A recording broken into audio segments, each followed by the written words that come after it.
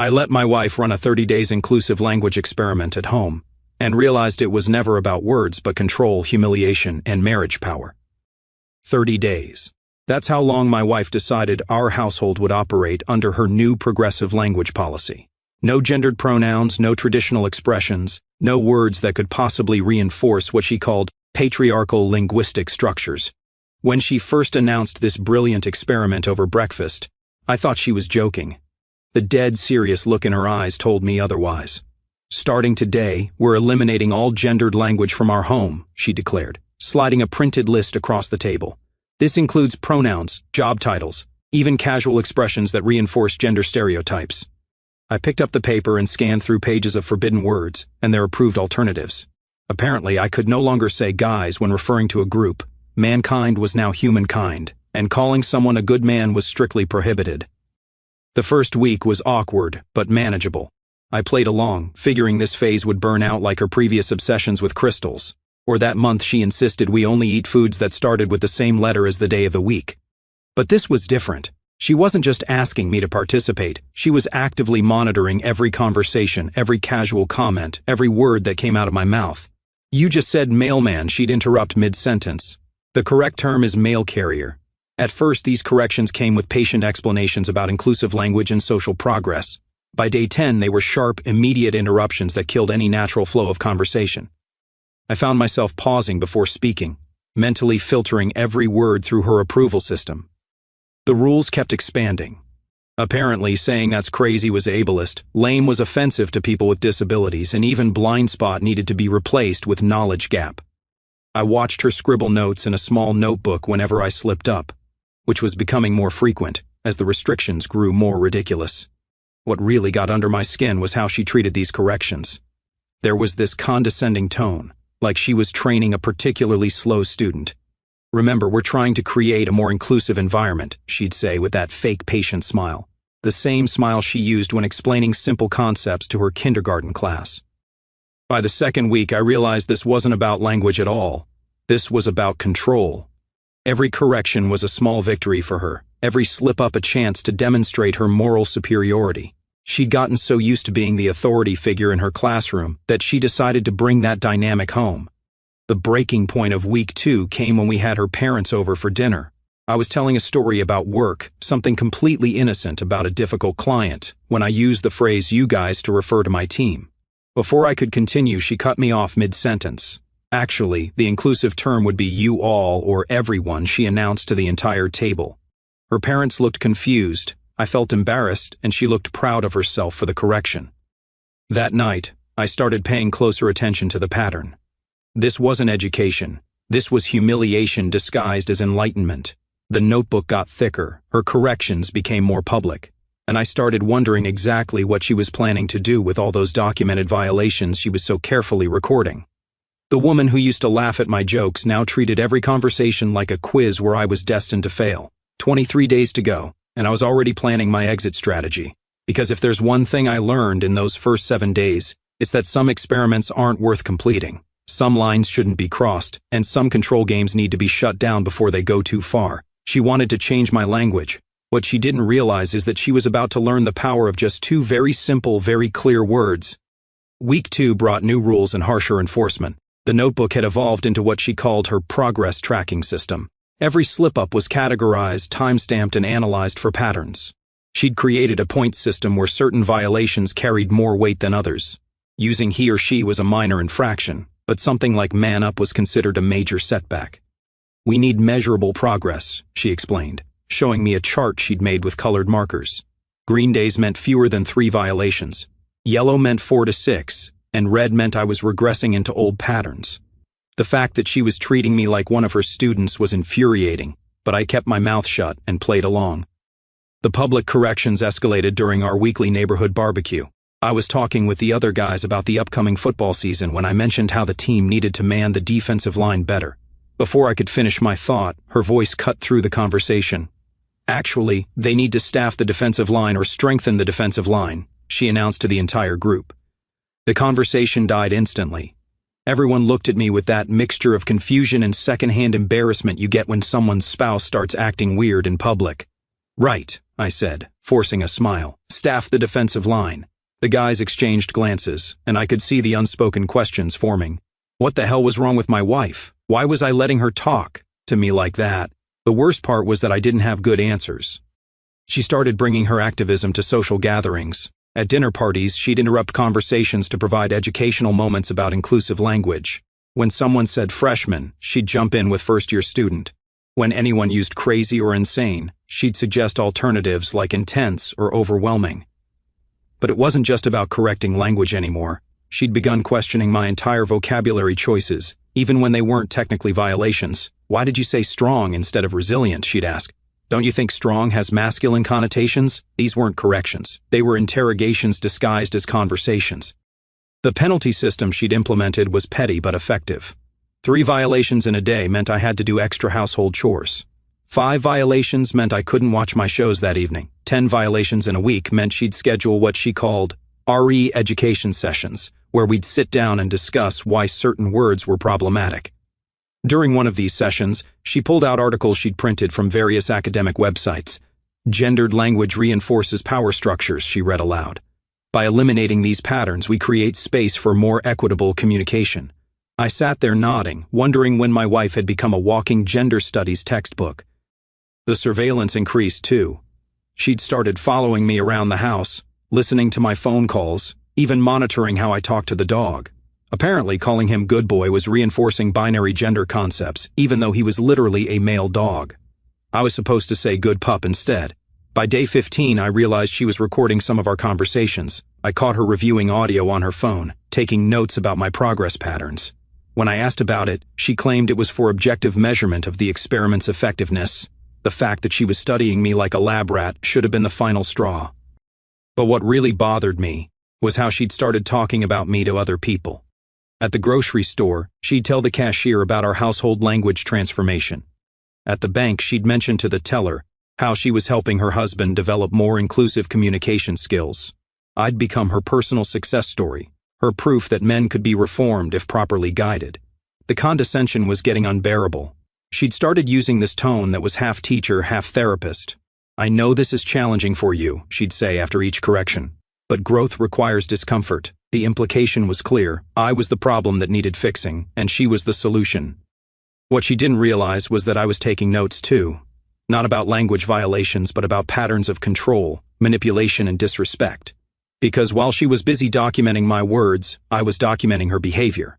And the picture that was emerging wasn't pretty. 15 days down, 15 to go. She thought she was winning, but I was just gathering data for my own experiment, one that would end with a lesson she'd never forget. Day 18 brought the dinner party that changed everything. We were hosting 3 couples from the neighborhood, people we'd known for years.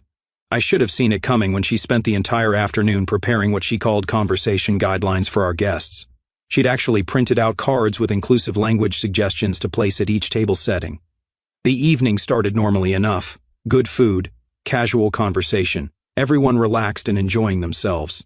Then I made the mistake of telling a story about my weekend project, fixing the fence.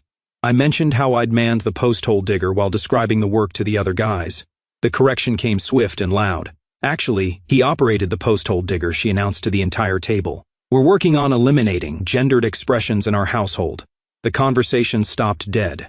Forks paused halfway to mouths. Everyone stared. Oh, said Tom from next door, clearly confused. That's interesting. But she wasn't done. What happened next was a 15-minute lecture about the patriarchal implications of everyday language, delivered to our dinner guests like they were attending a mandatory seminar. She used me as her primary example, pointing out how traditional masculine expressions had been limiting my emotional vocabulary. It's been fascinating to watch his progress, she said, gesturing toward me like I was a case study. Men are so conditioned to use language that reinforces dominance patterns, but with consistent guidance, they can learn to communicate more inclusively. I sat there watching our friends' faces transform from confusion to discomfort to outright secondhand embarrassment. These were people who'd known us for years, who'd watched football games in our living room, who'd helped us move furniture when we first bought the house. Now they were being lectured about my supposed linguistic shortcomings. The research shows, she continued, pulling out her phone to reference an article, that households implementing inclusive language policies see improved communication patterns and reduced gender-based power imbalances. Tom's wife, Sarah, cleared her throat.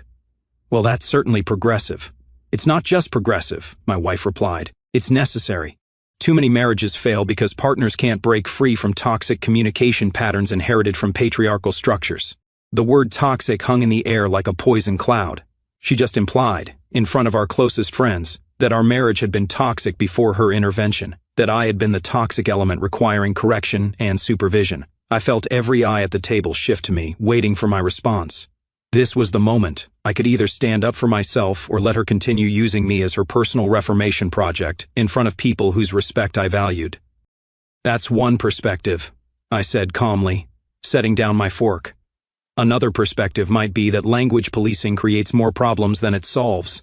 I looked directly at her, especially when it becomes a tool for public humiliation. Her face flushed red. I'm not humiliating anyone. I'm trying to create positive change by treating your husband like a student who needs constant correction. This came from Mark, Tom's brother-in-law, because that's what this looks like from the outside.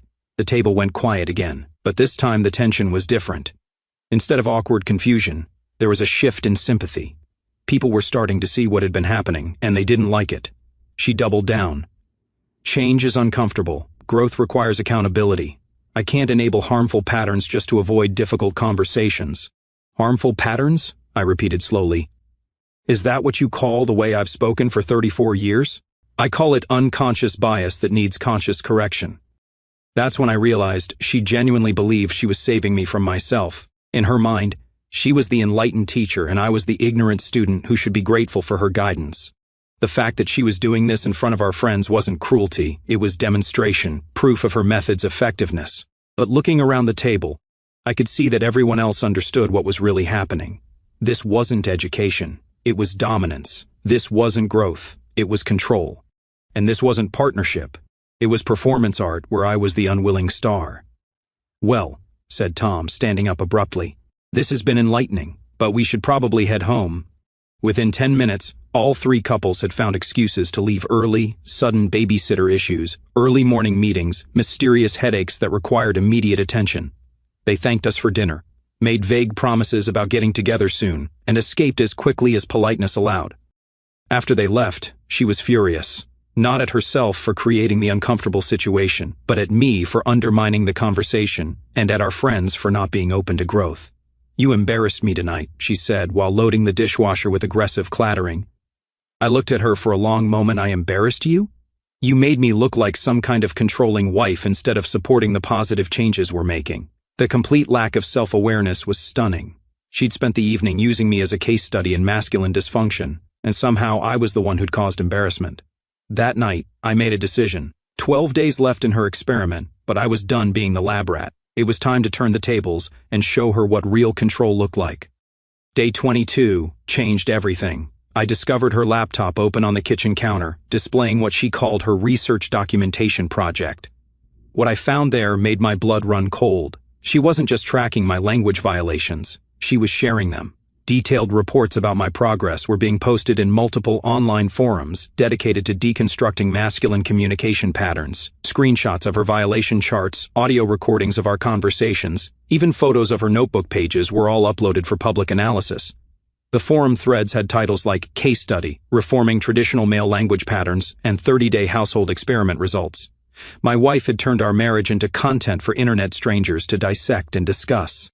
But it got worse. In one thread she'd written, subject shows typical resistance patterns common in middle-aged males confronting privilege awareness. Defensive behaviors include sarcasm, deflection, and appeals to tradition. Progress is measurable, but requires consistent enforcement. Subject. She was calling me a subject. I scrolled through weeks of posts where she described our private conversations, analyzed my reactions, and shared strategies for overcoming masculine linguistic resistance. Other women in the forum were offering advice on how to maintain pressure and prevent backsliding in their own household experiments. One comment particularly caught my attention. Have you considered extending the experiment indefinitely? 30 days might not be enough to create lasting behavioral change. My wife had responded, that's exactly what I'm thinking. The research suggests that temporary interventions often fail because subjects revert to old patterns once supervision ends. Subjects, supervision, interventions. I was reading about myself like I was a laboratory animal being studied for behavioral modification. The most disturbing part was a private message thread with someone called Language Liberation. They were discussing publishing academic papers about household language reform, using data from multiple case studies, including ours. My wife was planning to turn our marriage into her thesis project. The male in my study has shown remarkable adaptation, she'd written. Initially resistant but consistent correction protocols have yielded significant compliance improvements. Documentation suggests that public accountability accelerates behavior modification. Public accountability. The dinner party hadn't been social humiliation. It had been part of her research methodology. I found video files too. She'd been secretly recording our conversations, capturing my violations and her corrections. Hours of footage showed me being trained like a dog learning new tricks. The timestamps revealed she'd been recording since day one, despite claiming the audio monitoring started later. In one forum post, she'd written, "The key is maintaining consistent pressure without triggering complete resistance. Too much enforcement creates rebellion, but too little allows regression. Finding that balance is critical for long-term behavioral change." She was experimenting on me, testing different levels of control to see what worked best. Our marriage had become her personal research laboratory, and I was the unwilling test subject. The final discovery was a calendar on her laptop showing planned escalation phases for the remaining days. Phase 3 involved introducing consequences for repeated violations. Phase 4 was implementing permanent household language policies. There was no end date scheduled. This wasn't a 30-day experiment. This was the trial run for a permanent new reality where she controlled every word I spoke. I closed the laptop and sat back, processing what I'd learned. My wife hadn't just betrayed our privacy. She'd turned our relationship into performance art for internet validation. Every correction, every humiliation, every moment of control had been documented and shared with strangers who were cheering her on. But here's what she didn't realize. I just gained access to her entire strategy. I knew her timeline, her methods, her goals, and her weaknesses. She thought she was studying me, but I just learned everything I needed to know about her. 8 days left in her experiment, but my counter-experiment was about to begin, and she had no idea what was coming because while she'd been busy documenting my words, I'd been learning the most important lesson of all. Sometimes the best response to manipulation is complete and total withdrawal. She wanted behavioral change. She was about to get more change than she'd bargained for. Days 23 through 29 became my masterpiece of malicious compliance. If she wanted perfect adherence to her language rules, she was going to get exactly that. But perfection, it turns out, can be more devastating than rebellion. I started speaking like a corporate training manual. Every sentence became clinical, sterile, completely drained of personality. Instead of saying, "I'm going to grab some lunch," I'd announce, "I will now proceed to acquire nutritional sustenance." Rather than, "How was your day?" I'd ask, "What events comprised your recent temporal period?" She noticed immediately. "You don't have to be so formal," she said after I referred to walking the dog as facilitating the canine's outdoor exercise requirements.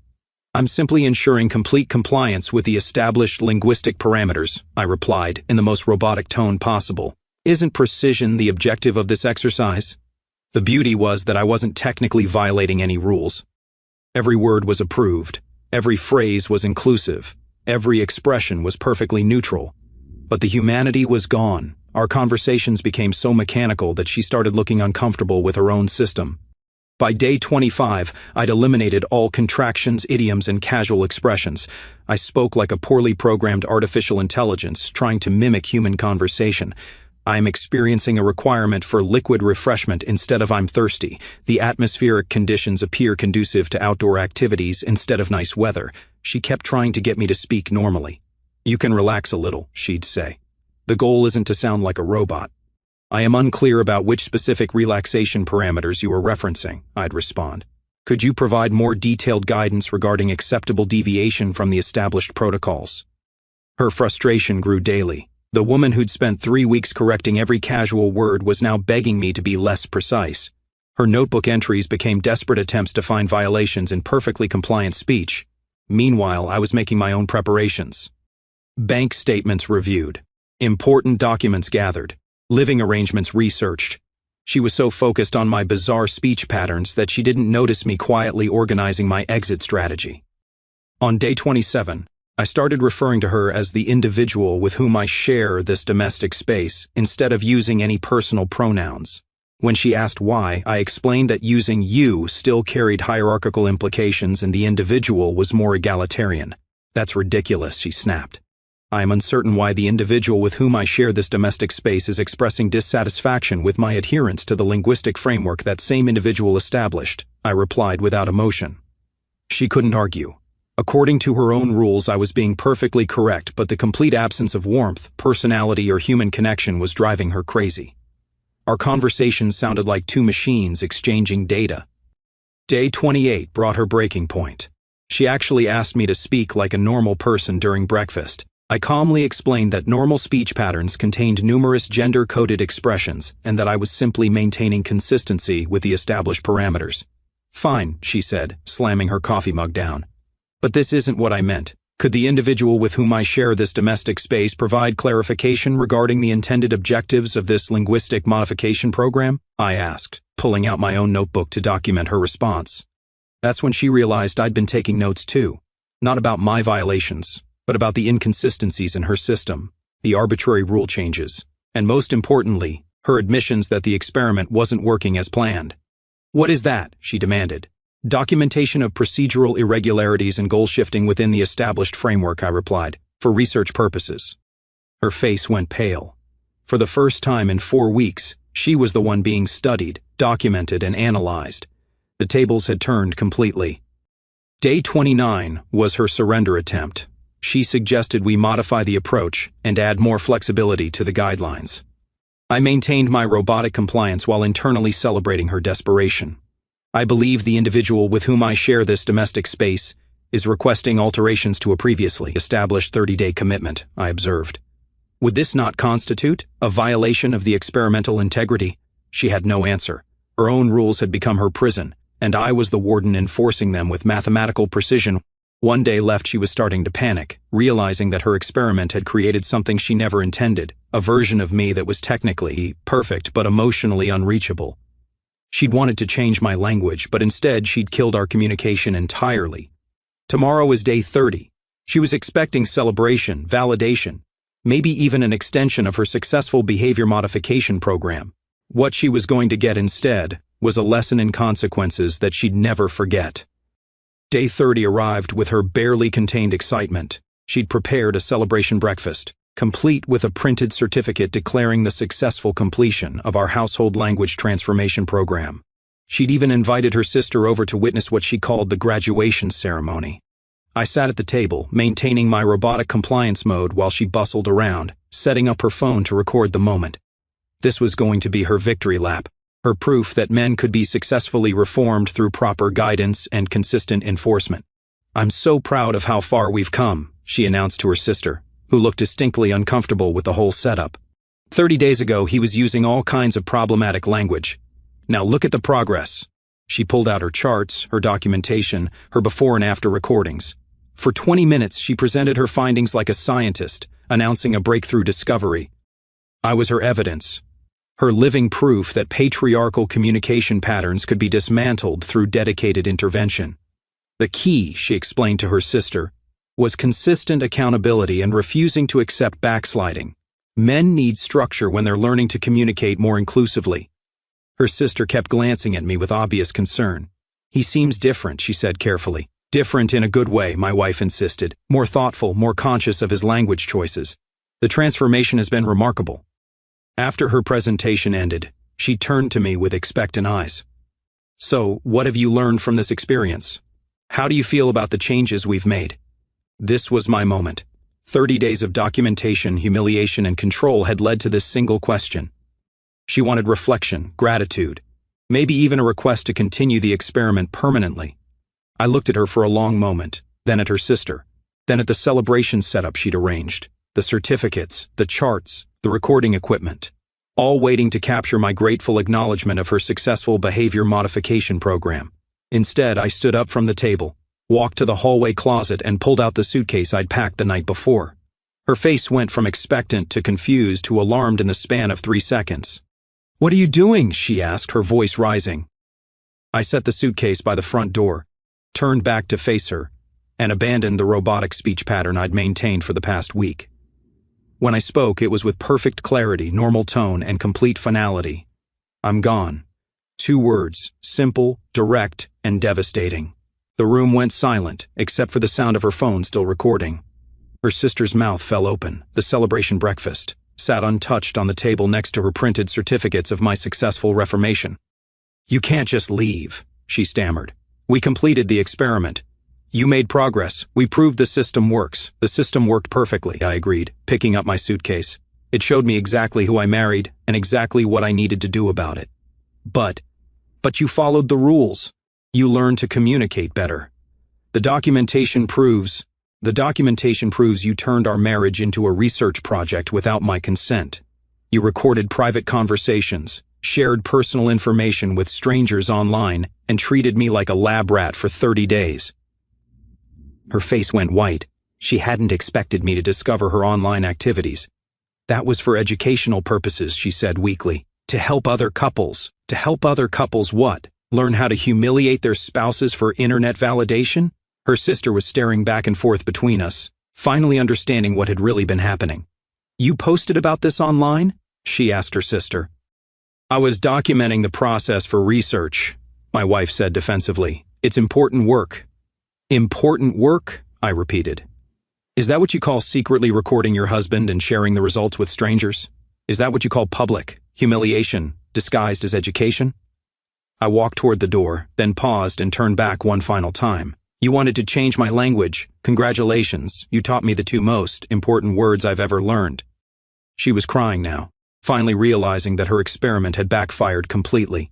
"We can work this out. We can modify the approach. I can adjust the system. The system is working exactly as designed," I said, opening the front door. "It's designed to control, humiliate, and document. Mission accomplished." I walked out, leaving behind 30 days of manipulation, 3 weeks of documentation, and 1 very expensive lesson about the difference between partnership and research projects. Her celebration breakfast got cold on the table. Her certificates of my successful transformation became evidence of her complete failure to understand what marriage actually means. And her 2 words of supposed victory, successful completion, were completely overshadowed by my 2 words of actual finality: I'm gone. Sometimes the most powerful communication requires the fewest words. And sometimes the most important experiment is the one that teaches manipulative people the cost of treating their partners like subjects instead of equals. She got her documentation. I got my freedom. Fair trade. Our story has come to an end. If you've made it this far, how about subscribing to our channel? It helps us immensely. I've selected 2 other videos for you that I'm sure you'll enjoy.